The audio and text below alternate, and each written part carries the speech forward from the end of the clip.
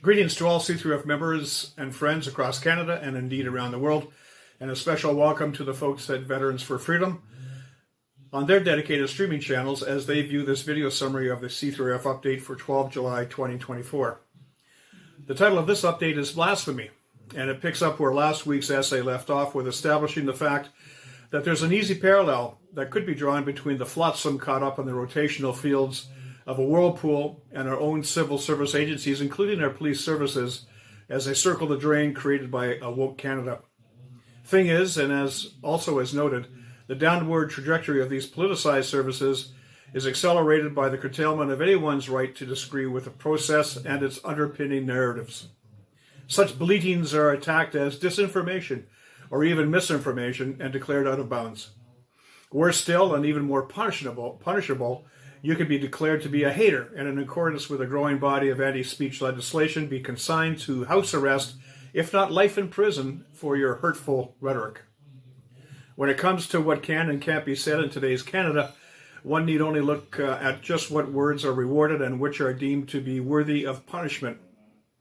In the former category are those mutterings that favor regime change in Russia or the shuttering of Western Canada's oil and gas industry.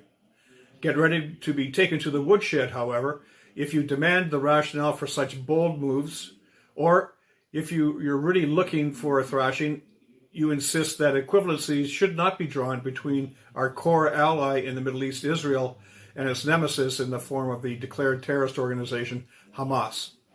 Free speech and rule of law be damned. Some expressed notions will garner you praise and riches, while others will gain you jail time with no bail, as laws are selectively applied to reward friends and punish enemies. In looking over the situation, one really can become flummoxed over just how our ruling authorities can sidestep the presentation of facts or solid evidence that counter the narratives they implore us to believe. The Freedom Convoy 2022 protesters, for example, were stiff-armed at every turn by a political class that would have nothing to do with negotiating with such fringe folks holding such unacceptable views.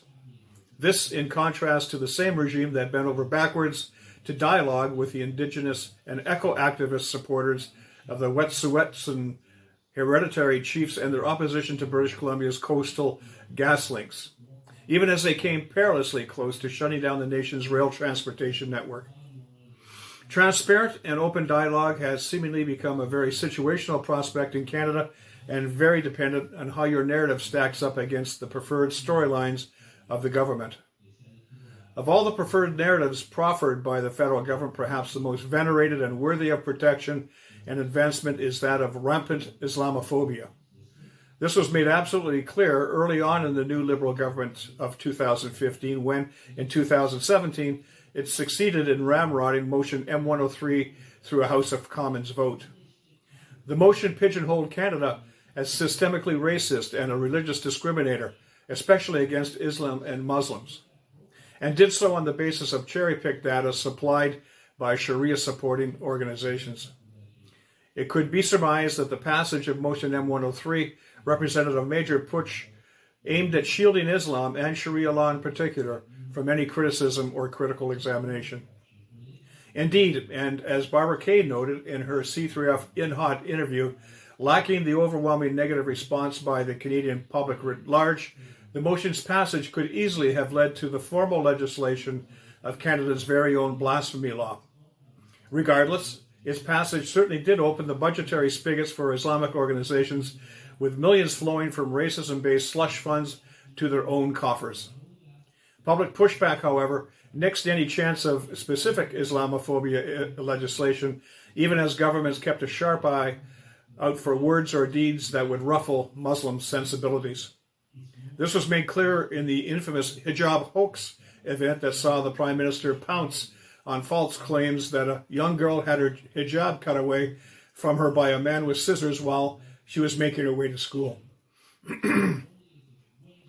At the end of the day, it would seem that Canada has given itself a very selective and unwritten blasphemy law that concerns itself solely with Islamophobia.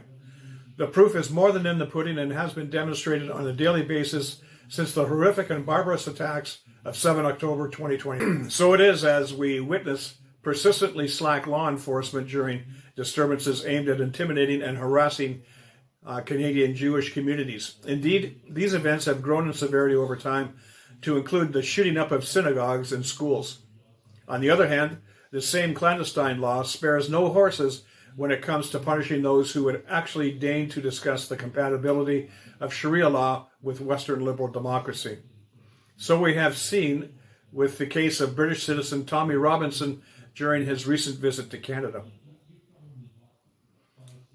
Tommy's adventure with Canada's under-the-radar blasphemy law began immediately after he gave a speech on, of all things, free speech in Calgary. He was summarily apprehended by a bevy of large police officers, 8 in total, who would handcuff him, hands behind his back, and shuffle him off to a detention facility. He would be subsequently released on condition of the forfeiture of his passport and a commitment to not travel outside an area bounded by red deer in the north and the U.S. border in the south. There can be little doubt that Tommy, given his international reputation as an anti-immigration and anti-Sharia advocate, had run afoul of Canada's blasphemy law and was being procedurally corralled into keeping his opinions to himself as long as he was on Canadian soil. Shades of Wild Bill for America when Bill Findlay was turned back from Calgary in 2018, again in the name of Islamophobia. One can be forgiven for seeing a pattern here that involves our Canadian ruling class purposely keeping controversial topics away from our sensitive ears by claiming blasphemy, dis and misinformation, and hate speech. Indeed, these attempts have become so frantic and desperate that notables like our own Deputy Prime Minister, Chrystia Freeland, have taken to insulting those who insist on having the right to disagree with liberal narratives, including underhanded pronouncements of blasphemous Islamophobia as cold, cruel, and small. It would seem that those Canadians who are interested in learning more of the border crises and illegal migration issues roiling in Europe and the United States, addressed by the likes of Robinson and Findlay respectively, have become the new deplorables. Better check your curiosity if you want to remain in good stead with your political minders.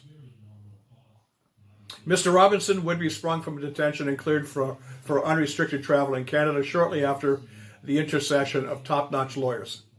Such expensive support was easily secured by virtue of the fact that the whole sequence of events made worldwide news with millions of social media transactions putting the call out for financial aid.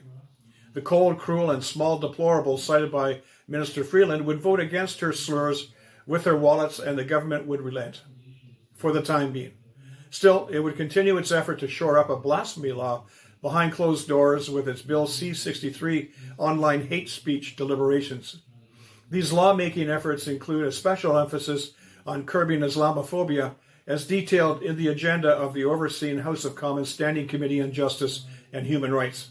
Additionally, Canada's Attorney General, Arif Virani, would further stack the judicial deck by selecting an alleged anti-Semite, Burju Datani, to the post of the Commissioner of the Canadian Human Rights Commission, and who appears to be struck from the same mold as Liath Marouf. When it comes to applying invisible blasphemy laws, it appears that Canada has few rivals. In closing, a reminder to join us at CanadianCitizens.org, where you can see this update in its full glory, including links to all of the cited documents. Simply go to the News tab at the top of the page and select C3RF Member Updates from the drop-down menu. Until next time, this is Russ Cooper signing off, wishing you and yours much happiness and freedom.